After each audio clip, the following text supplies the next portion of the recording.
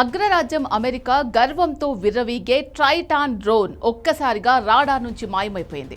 $200 million అంటే అక్షరాల 1600 కోట్ల రూపాయల విలువైన ఆకాశపు వేగు ఇరాన్ గగనతలంలో అడుగు పెట్టగానే అడ్రస్ లేకుండా పోయింది. అమెరికా నావికాదళం కళ్ళు కమ్మేసేలా ఇరాన్ చేసిన ఆ మ్యాజిక్ ఏంటి? కాల్పుల విరమణ ఒప్పందం రాసి పారేసిన కాగితంలా మారిపోయిందా? అసలు ఆ డ్రోన్ కూలిందా లేక ఇరాన్ దాన్ని హైజాక్ చేసిందా? ఇప్పుడు ఇదే షాకింగ్గా ఉంది. ఇరాన్ దమ్ము ఏంటో, వాడి టెక్నాలజీ పవర్ ఏంటో ఈ రోజు ప్రపంచానికి తెలిసొచ్చింది. ఈ వీడియోలో అమెరికాకు తగిలిన ఆ కోలుకోలేని దెబ్బ గురించి పూర్తి వివరాలు చూద్దాం.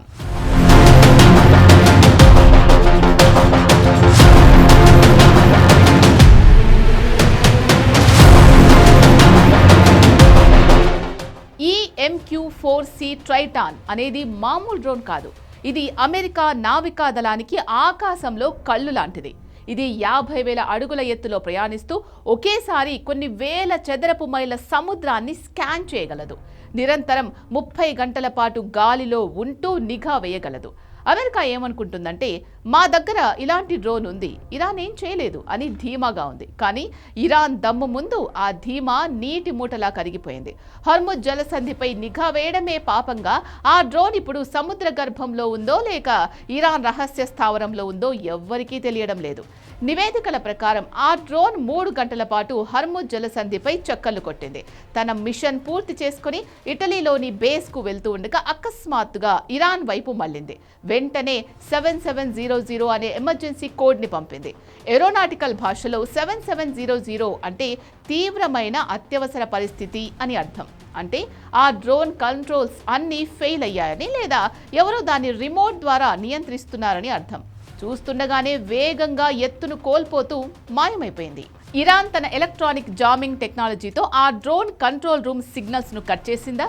ఇది ఇరాన్ చేసిన టెక్నికల్ సర్జికల్ స్ట్రైక్ అని విశ్లేషకులు భావిస్తున్నారు. అమెరికా డ్రోన్ మిస్సింగ్ వెనుక ఇరాన్ తన అవెంటో గార్డ్ ఎలక్ట్రానిక్ వార్ఫేర్ సిస్టమ్ను వాడింది అన్న అనుమానాలున్నాయి. ఇది డ్రోన్ యొక్క GPS సిగ్నల్స్ను హైజాక్ చేసి దానికి తప్పుడు లొకేషన్ చూపిస్తుంది. అంటే డ్రోన్ తన బేస్కు వెళ్తున్నారని అనుకుంటుంది, కానీ అది ఇరాన్ సెటప్ చేసిన డెత్ ట్రాప్లోకి వెళ్తుంది. ఇలాంటి టెక్నాలజీతో గతంలో కూడా అమెరికాకు చెందిన అత్యంత రహస్యమైన RQ-170 సెంటినల్ డ్రోన్ను ఇరాన్ ఒక గీత కూడా పడకుండా కిందకు దించేసింది. కాల్పుల విరమణ ఒప్పందం కుదిరిన ఆనందంలో ఉన్న ట్రంప్కు ఇరాన్ ఈ డ్రోన్ అదృశ్యంతో గట్టి షాక్ ఇచ్చింది.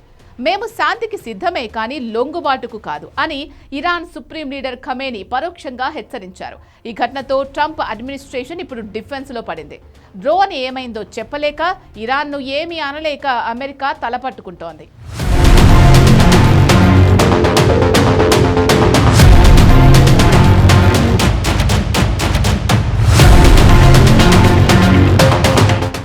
అమెరికా, ఇరాన్లు కాల్పుల విరమణకు అంగీకరించిన కేవలం 2 రోజులకే ఈ ఘటన జరగడం గమనార్హం. ఫైనల్గా ప్రపంచ చమురు రవాణాలో 30% ఈ హర్ముజ్ జలసంధి నుంచే సాగుతోంది. ఇది ఇరాన్ పెరటి దొడ్డి లాంటిది. ఇక్కడ అమెరికా నిఘా వేయడం అంటే పులి గుహలో దూరి వేటాడాలని చూడడమే.